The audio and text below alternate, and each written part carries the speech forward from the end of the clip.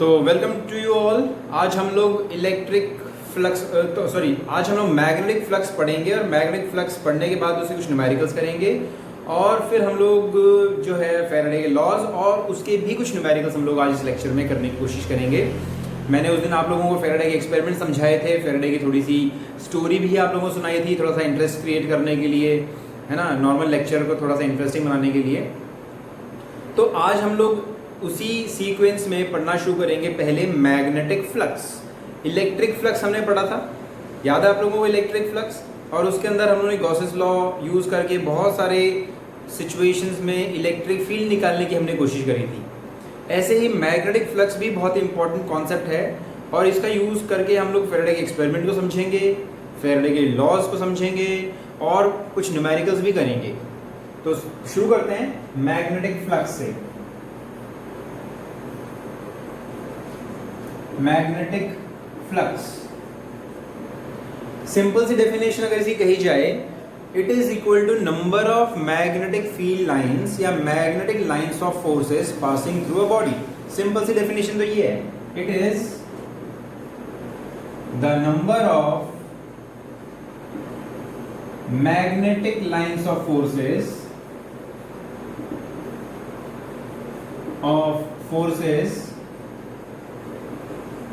passing through a body। ठीक है, कितनी लाइंस ऑफ फोर्स किसी बॉडी में से पास कर रही हैं उसी को हम कहते हैं मैग्नेटिक फ्लक्स। मैंने उस दिन आप लोगों को बताया था कि अगर हमारा ये कोई सरफेस है, ठीक है, और छोटा सरफेस है तो उसके लिए हम एरिया वेक्टर डिफाइन करते हैं जो कि आउटवर्ड और नॉर्मल होता है।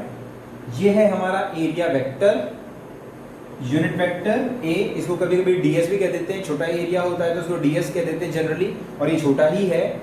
और ये है हमारी मैग्नेटिक फील्ड लाइंस, ठीक है, और इनके बीच में एंगल है थीटा।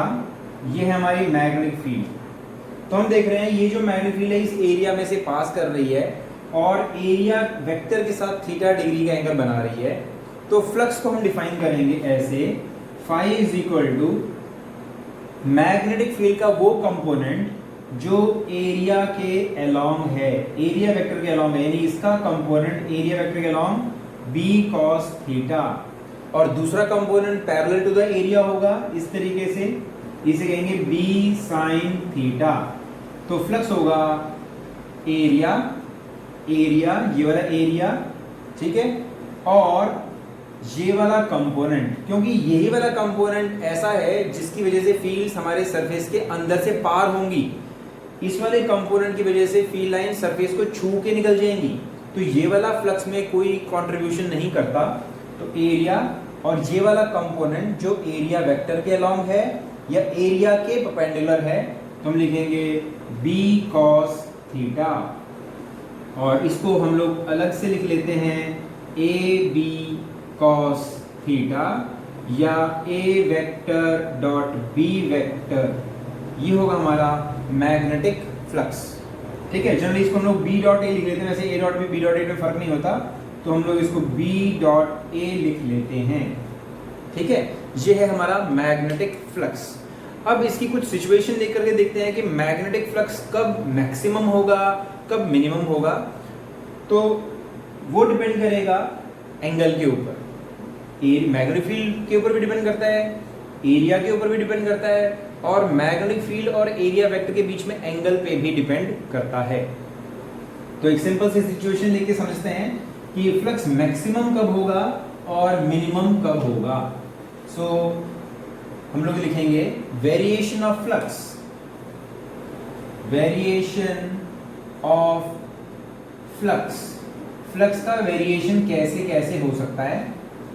अगर मेरे पास ये दो मैग्नेट्स हैं, एक नॉर्थ पोल है और एक साउथ पोल है इस तरीके से, और इसकी मैग्नेटिक फील्ड लाइंस इस तरीके से होंगी। हम जानते हैं मैग्नेटिक फील्ड लाइंस नॉर्थ से साउथ होती हैं, ऐसे नॉर्थ से साउथ, नॉर्थ से साउथ, ठीक है। इसके अंदर अलग अलग एरिया हम लोग रखेंगे, अलग अलग ओरिएंटेशन पर।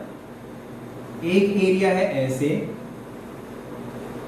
ठीक है, ये एक एरिया है, इस तरीके से रखा हुआ है, ये इसका एरिया वेक्टर है, ठीक है, ये एरिया है तो ये इसका एरिया वेक्टर है, और मैग्नीफिल तो है ही। दूसरी सिचुएशन में हम लोगों ने एरिया को रखा हुआ है ऐसे, इस तरीके से रखा हुआ है। ऐसी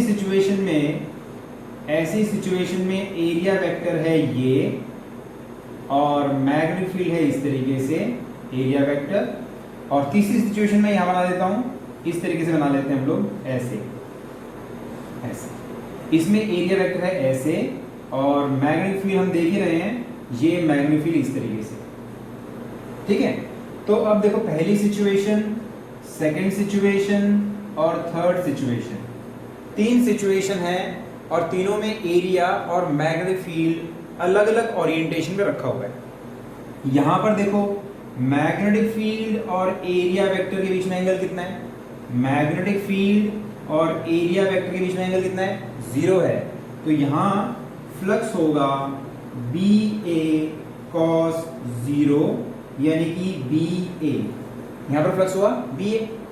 अब इस वाली सिचुएशन में देखते हैं, इसमें देखो एरिया वेक्टर और मैग्नेटिक फील्ड के बीच में एंगल 90 डिग्री का है ना। तो यहां पर फ्लक्स होगा बी ए कॉस 90, यानी फ्लक्स होगा 0। और यहां पर क्योंकि एंगल थीटा है, तो यहां पर फ्लक्स होगा phi is equal to B A cos theta. तो इस थीटा की वैल्यू 0 से बड़ी है और 90 से छोटी है, तो कॉस की वैल्यू 0 और 90 के बीच में मैक्सिमम तो 1 ही होती है ना, 1 से कम ही होगी, क्यों 90 पे 0 हो जाती है, और थीटा की वैल्यू 0 के लिए कॉस की वैल्यू 1 होती है। तो मैक्सिमम फ्लक्स बी ए और 0 के बीच में कुछ होगा। तो इन तीनों सिचुएशन में this is the maximum flux, ये हमारा इस एरिया का मैक्सिमम फ्लक्स होगा। बात समझ में आई? ठीक है। तो देखो, ऐसी सिचुएशन में अगर हमने इस एरिया को ऐसे रखा है, तो ज्यादा से ज्यादा फील्ड लाइंस इसके अंदर से पास होके जाएंगी, सारी फील्ड लाइंस इसके अंदर से पास होके जाएंगी। और अगर मैं एरिया को ऐसे रख दूं, तो सारी फील्ड लाइंस इसके सरफेस पे से होके जाएंगी, ऐसे जाएंगी, कोई भी फील्ड लाइंस इस सरफेस के अंदर से नहीं जाएगी। समझ गए? तो मैक्सिमम फील्ड लाइंस सरफेस के अंदर तब जाएंगी जब एरिया फील्ड के परपेंडिकुलर हो, या एरिया वेक्टर फील्ड के अलोंग हो, जो ये सिचुएशन है। बात समझ में आई? ठीक है, फ्लक्स की बात क्लियर हुई। तो ये हुआ मैग्नेटिक फ्लक्स। इसके बाद हम इसकी यूनिट के बारे में बात करते हैं, unit of magnetic flux. Unit और डायमेंशन दोनों देखेंगे। So unit of magnetic flux, unit of magnetic flux. अब फ्लक्स को हम डिफाइन करते हैं ऐसे, B इंटू ए, है ना। मैग्नेटिक फील्ड की यूनिट होती है टेस्ला, एसआई सिस्टम में, ठीक है, टेस्ला, और एरिया होता है मीटर स्क्वायर। तो इसको कहेंगे फाई की जो फ्लक्स की यूनिट है, टेस्ला मीटर स्क्वायर, और इसको एक नया नाम भी दे देते हैं, वेबर, जिसको हम लोग लिखते हैं WB, ठीक है। अच्छा, अब डायमेंशन की बात करें, तो डायमेंशन क्या होगी? डायमेंशन देखो क्या होगी? मैग्नेटिक फील्ड क्या होता है? Force by current into length. कैसे आए ये? और एरिया, तो देखो हम जानते हैं F is equal to ILB होता है, याद है ना, force on a current carrying conductor in magnetic field का फॉर्मूला F इज ILB। तो इसमें से हम लोगों ने B निकालेंगे, तो F upon IL into area. अब डायमेंशन की बात कर रहे हैं, तो हम लिखेंगे फोर्स को M L T रेज़ पर -2, एरिया को लिखेंगे L स्क्वायर, करंट को लिखेंगे एम्पियर, और लेंथ को लिखेंगे L। एक L से एक L कट गया, तो हमें मिला ML स्क्वायर T रेज़ पर -2 अपॉन A। ठीक है। अब इससे एक नई यूनिट भी निकल के आ रही है। देखो, ये डायमेंशन फॉर्मूला निकल आया हमारा फ्लक्स का, लेकिन इससे एक चीज और क्लियर हो रही है। थोड़ा नीचे कर देता हूँ, थोड़ा कट रहा है शायद, ये देखो, अब ठीक है, ओके। सो अब ये चीज क्या है, this is energy and this is current. तो हम लोग कह सकते हैं इसकी यूनिट जो है ना, एक और यूनिट हम डिफाइन कर सकते हैं, एनर्जी यानी जूल पर एम्पियर। जूल पर एम्पियर भी यूनिट हो सकती है, ठीक है। एक अजीबोगरीब सी यूनिट निकल के आती है, जूल पर एम्पियर, ठीक है, ये भी काम आएगी। और हमारे पास डायमेंशन फॉर्मूला भी आ गया। सीजीएस सिस्टम के अंदर फ्लक्स की यूनिट होती है मैक्सवेल, ठीक है। ये कुछ खास ज़्यादा जरूरी नहीं है, बताने को बता देता हूँ, ठीक है। इसकी यूनिट होती है मैक्सवेल। तो ये हुआ डायमेंशन फॉर्मूला और मैग्नेटिक फ्लक्स की यूनिट। अब हम आगे चलते हैं और हम लोग डिस्कस करते हैं इसके कुछ numericals.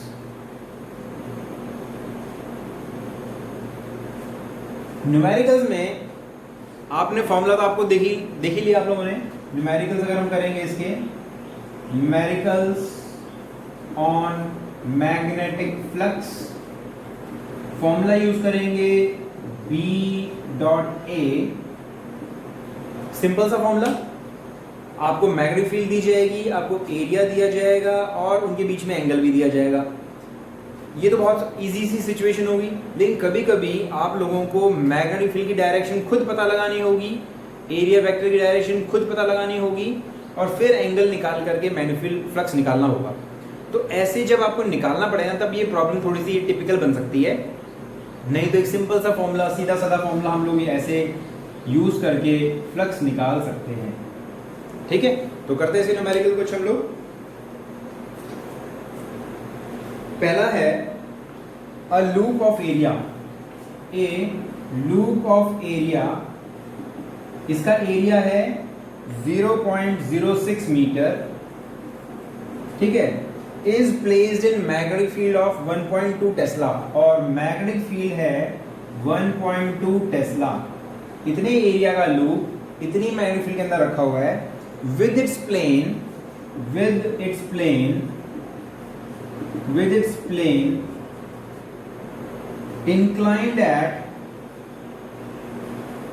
inclined at 60 degree to the field,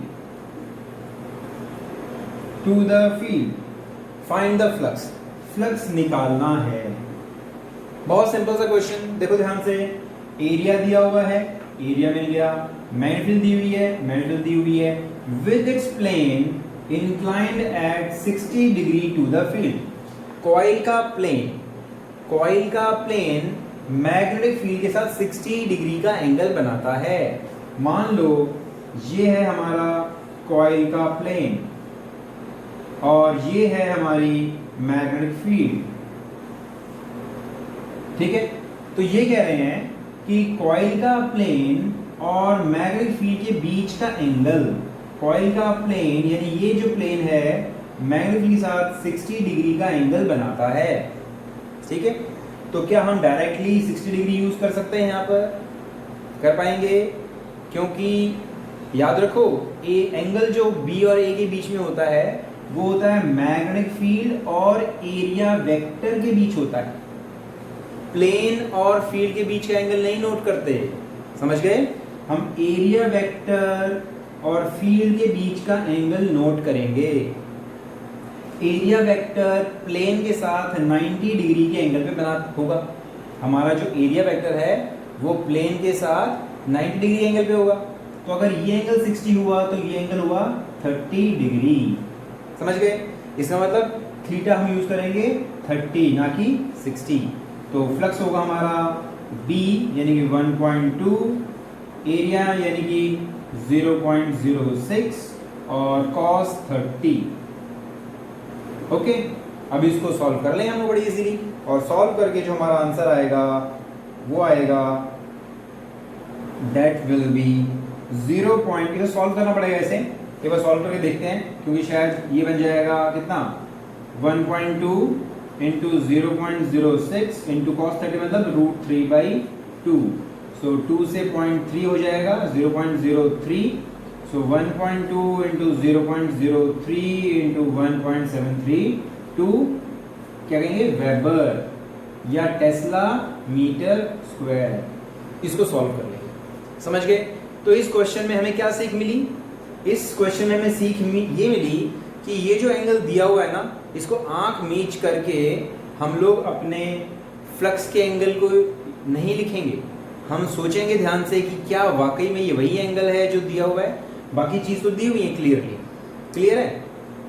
तो ये सिंपल सा और अच्छा सा क्वेश्चन है जिसे हमें सोच के करना है, नहीं तो आप 60 डिग्री एंगल यूज कर लोगे तो प्रॉब्लम हो जाएगी, फिर आपका क्वेश्चन गलत हो जाएगा। ओके, तो जब भी आप न्यूमेरिकल करो फॉर्मूला जरूर लिखो, ठीक है। हो सकता है आप कैलकुलेशन में गलती कर दो, वैल्यूज ठीक ना लिखो, लास्ट में यूनिट जरूर लिखो, ठीक है। तो उससे आपका जो क्वेश्चन है वो कॉन्सेप्चुअली सही माना जाता है। छोटी मोटी गलतियां हैं उसकी छोटे मोटे मार्क्स कट जाएंगे, लेकिन ज़्यादातर आपको मार्क्स मिल जाएंगे, इसलिए फॉर्मूला मेंशन जरूर करना है। ओके, नेक्स्ट है, नेक्स्ट क्वेश्चन है, a loop of wire is placed in magnetic field B of a loop of wire is placed in magnetic field B is equal to 0.3 J Tesla. Find the flux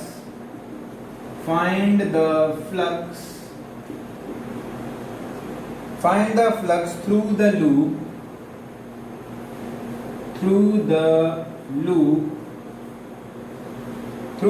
if area दिया हुआ है 2i plus 5j minus 3k, ठीक है। ये question, अब देखो ये question different है, थोड़ा सा अलग है। इसमें आपको मैग्नेटिक फील्ड दी हुई है और उसका वेक्टर फॉर्म में दिया हुआ है आंसर, यानी magnetic field is along y axis 0.3j, y axis के अलोंग है मैग्नेटिक फील्ड।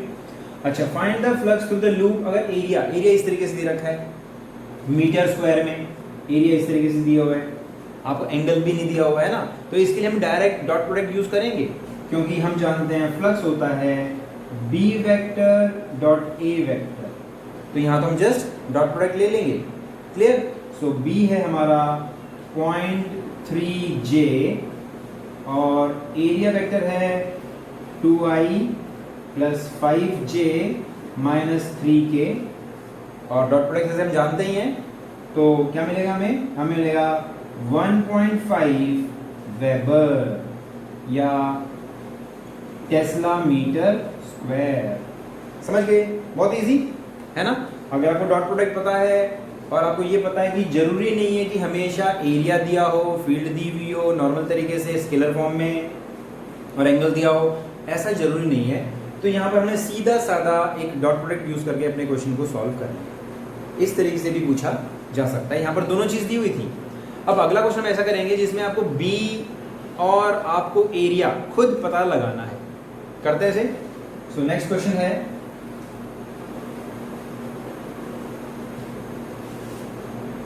नेक्स्ट है, at a given place horizontal and vertical component of earth magnetic field BV and BH are given. किसी भी point पर हमारी जो magnetic field है उसके वर्टिकल कंपोनेंट और हॉरिजॉन्टल कंपोनेंट दिए हुए हैं। सो BV दिया हुआ है, BH दिया हुआ है, ठीक है, हमें दिया हुआ है, गिवन है ये क्वेश्चन के अंदर फॉर अ प्लेस। अच्छा, BV and BH are along x and y axis, और ये है अलोंग x एक्सिस और ये है अलोंग y एक्सिस। ये दे रखा है क्वेश्चन के अंदर कि वर्टिकल कंपोनेंट हमारा x के अलोंग है और हॉरिजॉन्टल कंपोनेंट हमारा y के अलोंग है, ऐसा क्वेश्चन के अंदर दिया हुआ है। What is the total flux associated with area S, किसी एरिया S के अक्रॉस फ्लक्स क्या होगा, ठीक है। What is flux through area S, कोई एरिया S है, इफ S lies in, पहला क्वेश्चन है XY प्लेन, दूसरा क्वेश्चन है B that is YZ plane, और तीसरा क्वेश्चन है ZX प्लेन। अब देखो हमें फ्लक्स निकालना है और हमें फील्ड भी अच्छे से नहीं दी हुई और हम लोगों को एरिया के बारे में भी कुछ खास इंफॉर्मेशन नहीं दे रखी। हमें सिर्फ कहा है कि एरिया जो ए एस है ना, एरिया एस वो एक्स वाई प्लेन में लाई करता है, पहला क्वेश्चन। दूसरा है वाई जेड प्लेन में लाई करता है और तीसरा है जेड एक्स प्लेन में लाई करता है, यानी हमें ढंग से नहीं दिया हुआ। चलो पहले एक फिगर बनाते हैं, फिर हमें क्लियर होगा। तो ये हमने बनाया अपना कोऑर्डिनेट स्पेस, नाम दे देते हैं। ये है हमारी एक्स एक्सिस, ये है वाई एक्सिस और ये है जेड एक्सिस। पहला क्वेश्चन क्या है? पहले क्वेश्चन में कहा है एक्स वाई प्लेन में हमारा एरिया है, यानी हमारा एरिया ऐसे है, ठीक है, एक्स वाई प्लेन में लाई करता है। अगर एक्स वाई प्लेन में लाई करता है तो हमारा एरिया कैसे लिखेंगे? वेक्टर फॉर्म में। तो वेक्टर फॉर्म में हम लिखेंगे, पहला क्वेश्चन कर रहे हैं हम लोग for a part, for a के लिए तो हमारा एरिया वेक्टर हो जाएगा एरिया और उसकी डायरेक्शन कैसी होगी? Perpendicular to x y plane, है ना, जो डायरेक्शन होगी एक्स वाई प्लेन के परपेंडिकुलर होगी, ठीक है, बाहर की तरफ। सो हम लिखेंगे के, क्योंकि जेड डायरेक्शन होगी हमारा area vector. So area is along z axis, या अगर area vector is along z axis perpendicular to x y plane. अच्छा, और फ्लक्स कैसे दिया हुआ है? हमें फील्ड कैसे दी हुई है? हमें बी दिया हुआ है वेक्टर फॉर्म में, वर्टिकल कंपोनेंट एक्स के अलोंग है, तो हम लिखेंगे बी वी आई, है ना, क्योंकि हमारा वर्टिकल कंपोनेंट एक्स एक्सिस के अलोंग है, तो एक्स के अलोंग मतलब डायरेक्शन आई लिखेंगे। फिर B H along y axis, और बी एच वाई एक्सिस मतलब जे। अब तो इजी हो गया ना। अब देखो हमें एरिया वेक्टर मिल गया, हमें मैग्नेटिक फील्ड वेक्टर मिल गया, अब हमें फ्लक्स निकालना है, तो फ्लक्स हो जाएगा सीधे बी डॉट ए कर देंगे, B vector dot A vector. तो क्या मिलेगा हमें? देख रहे हो क्या मिलेगा? ये तो जीरो मिलेगा। वैसे देख ही रहे हो कि मैग्नेटिक फील्ड किस तरफ है, मैग्नेटिक फील्ड किस तरफ है, यानी कि एक फील्ड की डायरेक्शन इस तरफ है, एक फील्ड की डायरेक्शन इस तरफ है, तो इसकी वजह से तो इसका कोई फ्लक्स होगा भी नहीं, इसलिए आंसर हमारा जीरो आया पहले पार्ट का।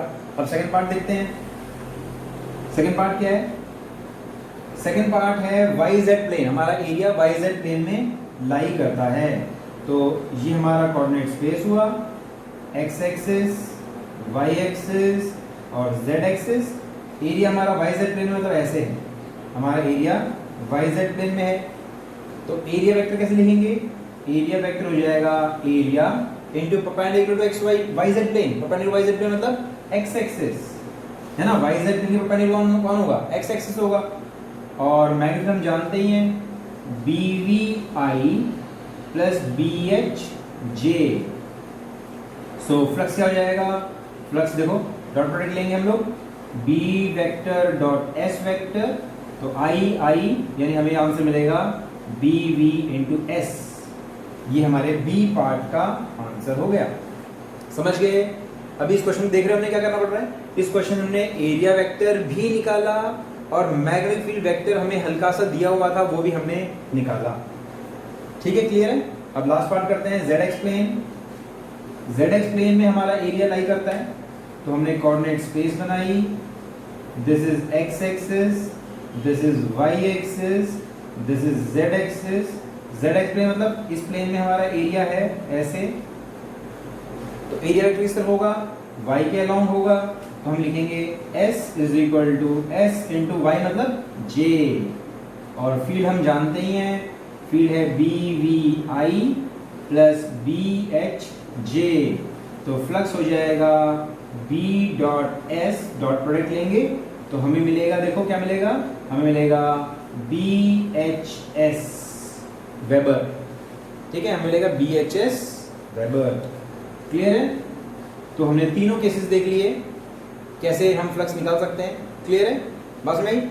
तो इस क्वेश्चन के अंदर हमने एरिया भी खुद निकाला, वेक्टर भी खुद हमने डिसाइड किया और मैग्नेटिक फील्ड भी इन्होंने वर्ड्स में दी हुई थी, हम लोगों ने उसको प्रॉपर तरीके से सॉल्व किया। क्लियर है? बहुत इजी क्वेश्चन और बहुत अच्छा क्वेश्चन। आप लोगों का डॉट प्रोडक्ट भी रिवाइज हो जाता है। अब अगला क्वेश्चन देखते हैं। अगला क्वेश्चन देखेंगे, अगला क्वेश्चन भी कुछ ऐसा ही है।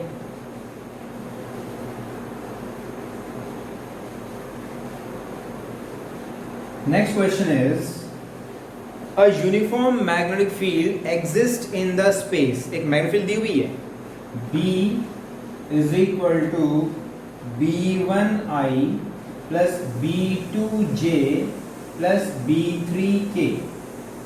ऐसी मैग्नेटिक फील्ड दी हुई है। Find the magnetic flux through area S। ठीक है, हमें फ्लक्स निकालना है फाई थ्रू एरिया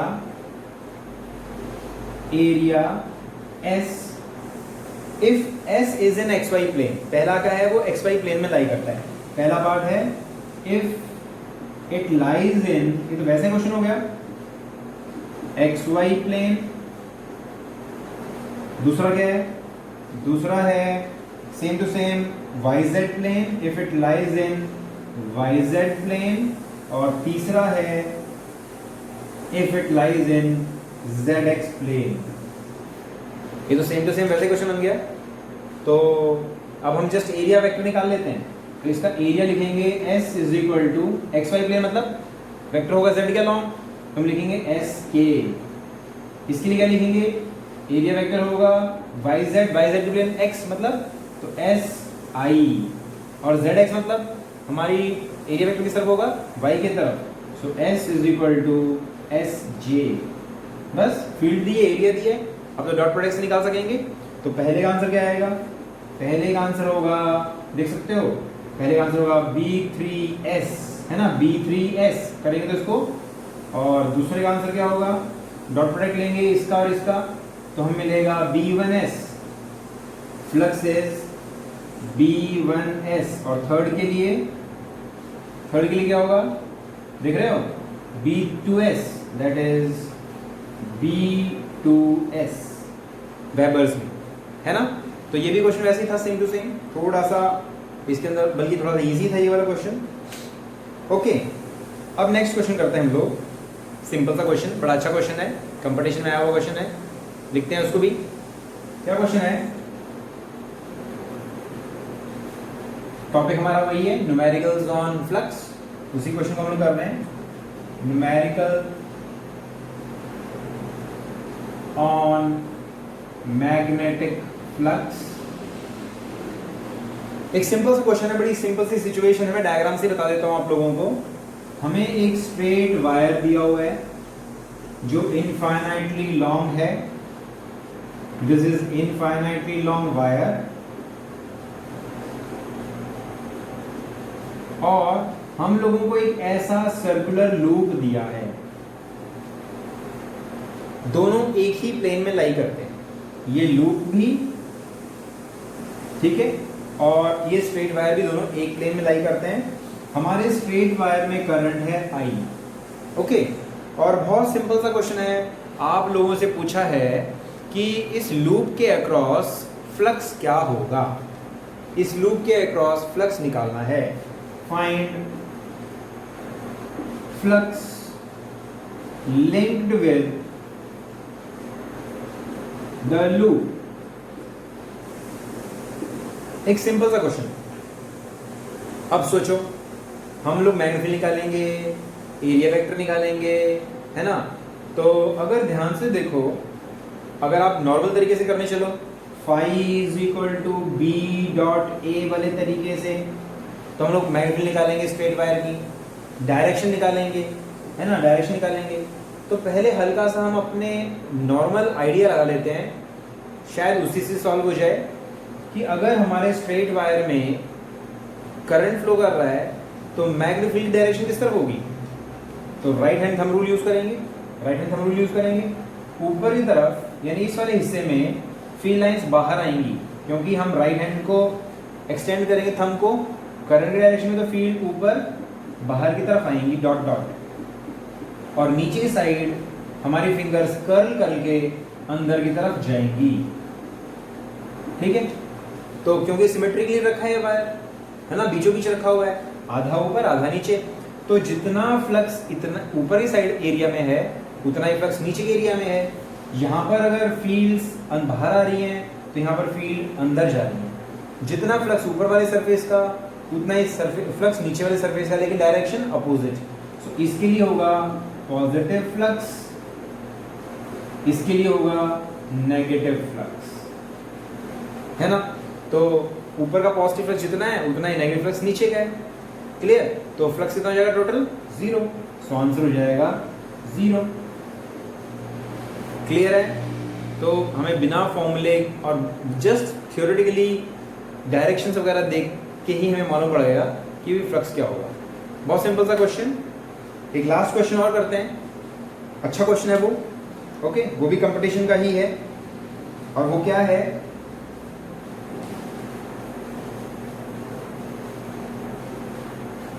हम लोगों को दिया हुआ है एक बड़ा लूप दिया हुआ है, एक बड़ा लूप दिया है इस तरीके से, और हमें क्या दिखा है, circular loop of radius 0.3 centimetre lies parallel to a much bigger circular loop, the centre is on the, हाँ, इसके बीचों बीच एक छोटा सा लूप है, एक बड़ा लूप एक छोटा लूप, ओके। और क्या कहा है, बड़े लूप के अंदर करंट फ्लो कर रहा है I, बड़े लूप के अंदर करंट फ्लो कर रहा है I, इसका रेडियस है बड़ा R, इसका रेडियस है छोटा r, और हमें दिया है R is very very large as compare to small r, या ऐसे कह सकते हो small r is very very small as compare to बड़ा R, ठीक है। इफ करंट इज I, तो बताओ what is the flux linked with the smaller loop, what is flux linked with smaller loop. अब ये क्वेश्चन तो थोड़ा सा और भी टिपिकल हो गया, ना तो हमें इसके अंदर मैग्नेटिक फील्ड दी है, ना हमें प्रॉपर तरीके से एरिया तो हम निकाल सकते हैं वैसे, तो हमें फील्ड के बारे में कुछ खास इंफॉर्मेशन नहीं दी, हमें अपने आप से सोचना है।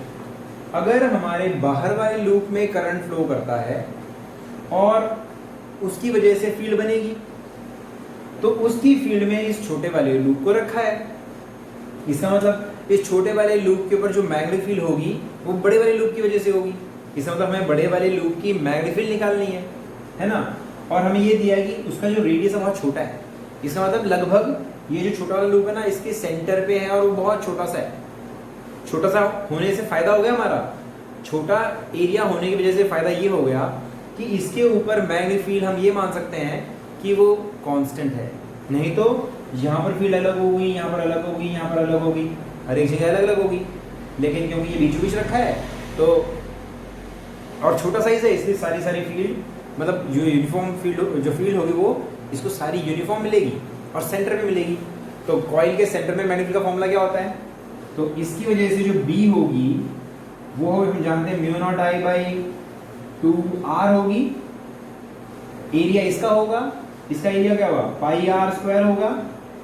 अब डायरेक्शन देख लेते हैं, क्योंकि इस तरीके से करंट फ्लो कर रहा है, क्लॉकवाइज फ्लो कर रहा है, तो ये बनेगा साउथ पोल। साउथ पोल मतलब फील्ड किस डायरेक्शन से होगी, साउथ से नॉर्थ, अंदर की तरफ, यानी एरिया के परपेंडिकुलर, और एरिया वेक्टर किस तरफ होगा, बाहर की तरफ। तो हम लोग लिख सकते हैं मैग्नेटिक फील्ड, फ्लक्स हो जाएगा मैग्नेटिक फील्ड, एरिया वेक्टर इस तरफ, तो फील्ड की अंदर, एरिया वेक्टर बाहर, cos 180, तो हमारा आंसर आएगा mu naught I by 2R, area पे लिखेंगे पाई R स्क्वायर और cos 180 माइनस 1, ये फ्लक्स आ जाएगा, है ना। अच्छा क्वेश्चन था, बहुत सिंपल सा, लेकिन इसके अंदर हम लोगों ने सारी चीजें खुद निकाली, हमें बाहर से कुछ भी इंफॉर्मेशन नहीं दी थी, इवन हमें मैग्नेटिक फील्ड भी हमें खुद ही निकालनी पड़ी।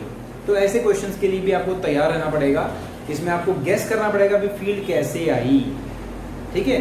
और ये जो कंडीशन दी है ये हमारे हेल्प के लिए है कि हमारा जो छोटे वाला लूप है वो काफ़ी छोटा है बड़े लूप के कंपैरिजन में, जिससे इसकी फील्ड अंदर कांस्टेंट रहेगी, तो इससे हमें फ़ायदा मिल गया, ठीक है। एक क्वेश्चन और डिस्कस कर लेते हैं, टाइम है 1-2 मिनट और, अगर नहीं हो पाया तो फिर हम इसे कल डिस्कस कर लेंगे, वो भी अच्छा क्वेश्चन है। क्वेश्चन ये है, मैं थ्योरेटिकली बता देता हूं कि हमारा एक इनफाइनाइटली लॉन्ग वायर है, this is infinitely long wire, infinitely long wire, और इसमें करंट फ्लो करता है। इसके पास में उसी प्लेन के अंदर एक रेक्टेंगुलर लूप रखा है, ऐसे एक रेक्टेंगुलर लूप रखा हुआ है, इसकी जो डिस्टेंस है इससे a है, इसकी लेंथ है l, ठीक है, और ये वाली साइड है b ब्रेड। ओके, अब बताओ what is the flux linked with this area. इस एरिया का हमें फ्लक्स निकालना है। इसका मतलब फ्लक्स निकालना है तो इसके ऊपर कोई ना कोई मैग्नेटिक फील्ड होगी, और मैग्नेटिक फील्ड किसकी होगी? स्ट्रेट वायर की होगी। इसके मैग्नेटिक फील्ड किसकी होगी? स्ट्रेट वायर की। एरिया किसका होगा? इसका खुद का। तो एरिया वेक्टर हम बड़े आराम से कर सकते हैं, ऐसे होगा। फील्ड इसकी होगी, लेकिन खास बात क्या है कि अगर हम स्ट्रेट वायर की फील्ड लिखते हैं वो होगी mu naught I by 2 pi R. इसका मतलब मैग्नेटिक फील्ड आर के इनवर्स प्रोपोर्शनल है। जैसे जैसे दूर जाते जाएंगे मैग्नेटिक फील्ड वीक होती जाएगी। इसका मतलब यहां पर फील्ड होगी, अगर ऐसा ना यहां पर फील्ड होगी वीक, यहां पर फील्ड वीक होगी, और जैसे जैसे पास में आएंगे फील्ड स्ट्रांग होती जाएगी। देख रहे हो, फील्ड स्ट्रांग होती जाएगी ऐसे से, और भी स्ट्रांग होती जाएगी। यहाँ पर वीक है, थोड़ा सा ऐसा बना देते हैं, थोड़ा सा यहाँ ऐसा बना देते हैं। यहाँ पर फील्ड और स्ट्रांग हो जाएगी ऐसे ऐसे, यहाँ पर और भी स्ट्रांग हो गई, तो फील्ड स्ट्रांग होती जाएगी। है देखो, यहाँ बहुत ही ज़्यादा स्ट्रांग है, और यहाँ पर फील्ड जो है हमारी वीक होती जा रही है कि नहीं? ऐसे में फ्लक्स निकालना पड़ेगा। अब फील्ड यूनिफॉर्म नहीं है, हम सीधे सीधे फ्लक्स का फॉर्मूला B इंटू ए यूज नहीं कर पाएंगे, क्योंकि हमारी फील्ड अलग अलग डिस्टेंस पे अलग अलग है। तो ऐसे क्वेश्चन को कैसे करेंगे हम लोग? टाइम ऑलमोस्ट हो ही गया है, तो हम लोग कल डिस्कस करेंगे इस क्वेश्चन को। ओके, तो सी यू, बाय।